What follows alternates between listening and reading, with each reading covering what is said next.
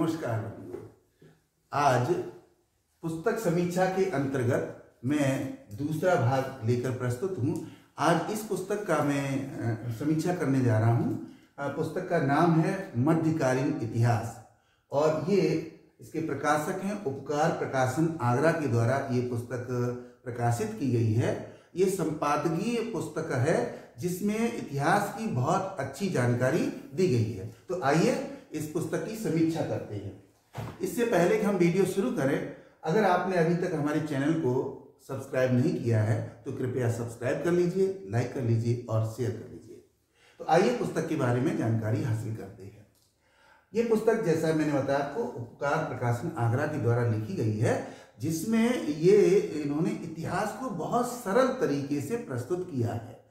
अनेक प्रतियोगी परीक्षाओं के लिए ये पुस्तक उपयोग में लाई जाती है। इसका मूल्य 160 रुपये है और इस पुस्तक को 2 भागों में लिखा गया है।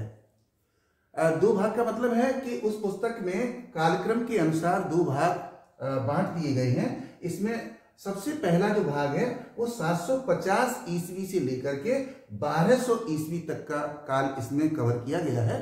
इसको राजपूत काल का नाम उन्होंने दिया है, जिसमें राजपूत की उत्पत्ति कैसे हुई, उसके द्वारा कहाँ कहाँ पर शासन स्थापित किया गया, किस तरीके की व्यवस्था चलाई गई, किस तरीके की सारी प्रशासनिक व्यवस्था थी, कैसी संस्कृति थी, कैसी कला का विकास हुआ, ये सारा का सारा वर्णन इसमें किया गया है।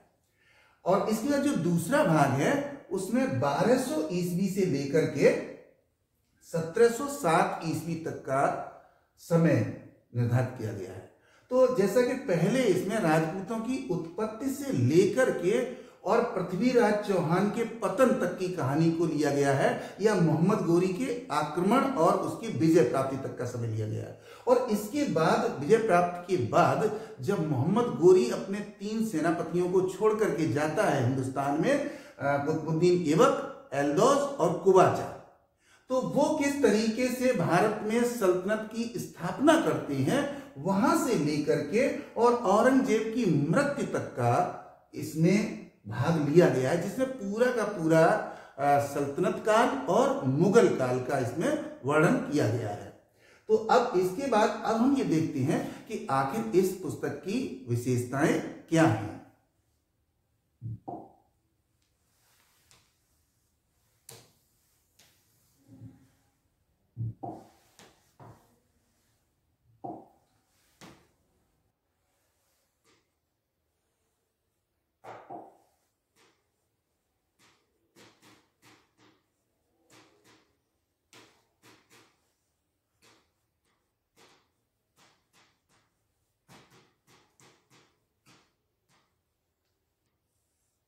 उस पुस्तक की विशेषता में सबसे पहली चीज हम देखते हैं कि वो विषय वस्तु किस प्रकार की है।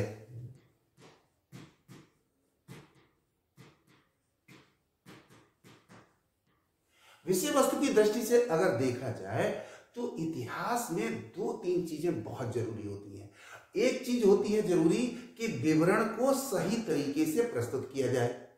दूसरी चीज होती है कि चूंकि इतिहास में घटनाएं होती हैं तो वो विवेचनात्मक होनी चाहिए। कहने का मतलब है कि सूचनाओं को क्रमबद्ध तरीके से संकलित किया जाना चाहिए। ये दोनों ही विशेषताएं इस पुस्तक में पाई जाती हैं कि विषय वस्तु को बहुत अच्छी तरीके से क्रमबद्ध तरीके से रखा गया है ताकि आसानी से उसे समझा जा सके। तो क्रमबद्धता, विवरण और विवेचन, इन तीनों की दृष्टि से पुस्तक बहुत ही बेजोड़ है। अगली चीज हम देखते हैं भाषा। भाषा की दृष्टि से देखें तो भाषा सबसे पहली जो चीज है वो है कि अत्यंत सरल है। सरल का मतलब है कि पाठक के आसानी से समझ में आ जाता है कि कौन सी ऐतिहासिक घटना किस प्रकार से हुई है। तो पुस्तक में क्लिष्ट शब्दों का उपयोग नहीं किया गया है और छोटे छोटे वाक्यों के द्वारा बहुत सरल तरीके से इसको रखा गया है। दूसरी चीज जो है वो भाषा प्रवाहपूर्ण है। प्रवाहपूर्ण का मतलब है कि भाषा के अंदर गत्यात्मकता है, कहीं पर भी अवरोध उत्पन्न नहीं हो रहा है। किसी घटना का वर्णन करते हुए, किसी ऐतिहासिक चरित्र का वर्णन करते हुए वहां उसमें किसी तरीके का अवरोध उत्पन्न नहीं हो रहा है। और अगली जो महत्वपूर्ण बात है वो है शब्द चयन।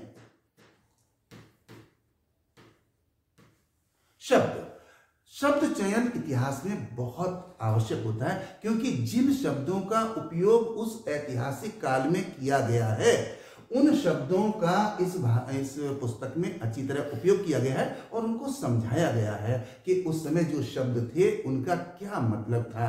जैसे मनसबदारी प्रथा है, एकता प्रणाली है, या इससे जुड़ी हुई और चीजें हैं, सैनिक जो पद हैं उनके बारे में बहुत अच्छी तरीके से बताया गया है।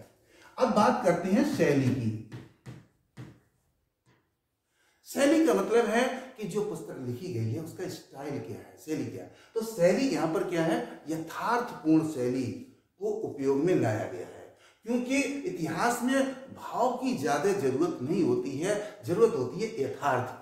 तो यथार्थ को लाया गया है, भले ही उसमें कहीं कहीं पर अरुचि उत्पन्न हो जाती है, लेकिन उस अरुचि को उत्पन्न हो जाए कोई बात नहीं, लेकिन उसे रुचिकर बनाने के लिए हम काल्पनिक क्षेत्र में अगर चले जाएं तो बात अच्छी नहीं रहेगी इतिहास के लिए। तो इसलिए क्या है कि शैली जो है वो यथार्थपूर्ण अपनाई गई है। यथार्थपूर्ण का मतलब है घटनाओं के वास्तविक स्वरूप को महत्व दिया गया है। और अगली चीज जो है वो शैली गवेषणात्मक है।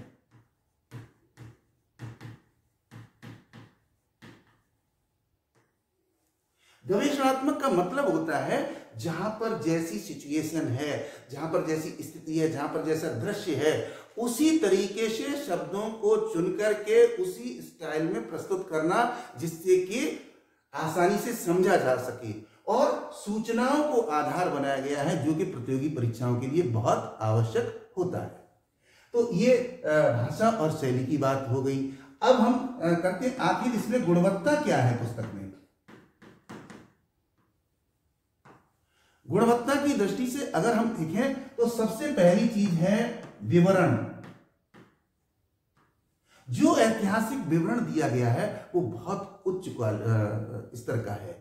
उच्च स्तर का मतलब ये है कि उसमें जो चीजें दी गई उन्हें बहुत ज्यादा विस्तृत रूप नहीं दिया गया है, उसको संक्षेप में इस तरीके से प्रस्तुत किया गया है कि थोड़े समय में ज्यादा जानकारी हमको मिल जाए। ये बहुत अच्छी विशेषता इसकी है, ये इसमें गुणवत्ता है। दूसरी बात क्या है कि जो टेक्स्ट दिया गया है, जो विवरण दिया गया है, उसके बाद दिए गए हैं वस्तुनिष्ठ प्रश्न।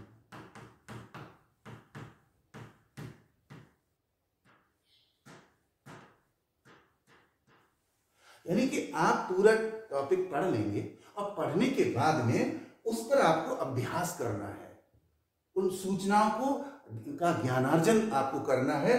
तो जो आपने अध्याय पढ़ा है, जो भाग पढ़ा है, उसके ऑब्जेक्टिव क्वेश्चंस आप करेंगे तो बार बार अभ्यास करेंगे। इससे क्या होगा, इतिहास की ज्यादा से ज्यादा सूचनाएं आपके पास पहुंचेंगी और प्रतियोगी परीक्षा के लिए आप तैयार हो जाएंगे। अगली जो बात है वो है विविध तथ्य।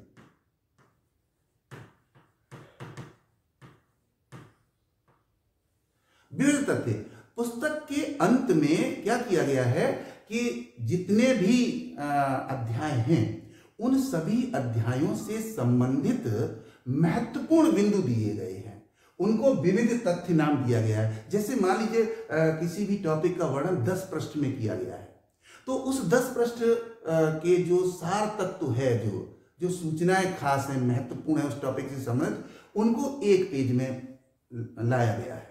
तो कहने का मतलब है कि पढ़ने के अंत में आपको रिवीजन करने के लिए, अभ्यास करने के लिए पूरी पुस्तक पढ़ने की आवश्यकता नहीं पड़ेगी।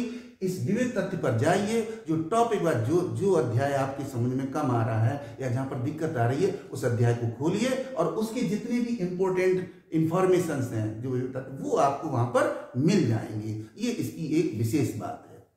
अगली जो बात है वो है अभ्यास प्रश्न।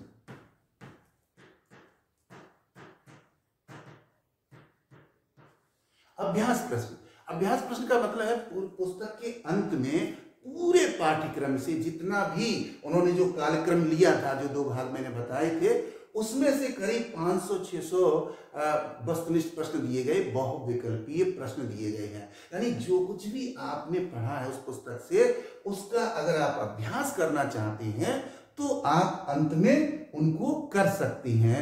आप अपने आप को देख सकती हैं कि आपने पुस्तक पढ़ी, उस पुस्तक में आपने कितने समझ आया और आपकी स्कोरिंग क्या हो रही है। तो प्रतियोगी परीक्षाओं की दृष्टि से अगर देखा जाए तो ये पुस्तक जो है वो बहुत ही उपयोगी है, क्योंकि वहां पर आप अभ्यास भी कर सकती हैं। अब